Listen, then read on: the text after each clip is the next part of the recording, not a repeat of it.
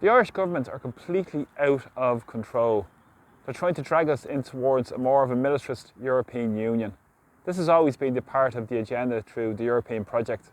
The Irish government are trying to erode our neutrality day by day, moving bills to get rid of the triple lock, any protections we have to stand up for neutrality, and drag us towards more war.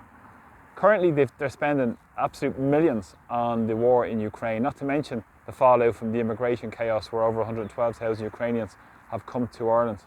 Now they're looking at siding up with the European Union masters to sign up to this big war chest of over 20 billion euro. Ireland's going to contribute about 750 million euro to this.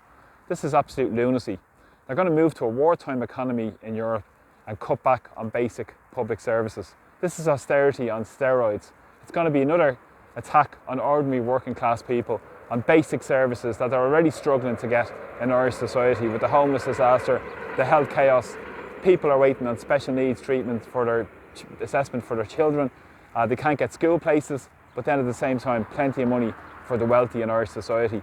It's time we stand up against this neoliberal project of the European Union and the warmongering project of van der Leyen and those in the European Commission and many European leaders, and stand up for the interests of Ireland, stand up for the interests of our neutrality, stand up for the interests of peace and diplomacy. And we should have no hand act or part in supporting any proxy war in Ukraine, a country that's one of the most corrupt in the world, that has a corrupt leader who was named in the Panama Papers. But Micheál Martin has doubled down and given more money, more of our public money, towards Ukraine. Tell them, stop now, not in our name.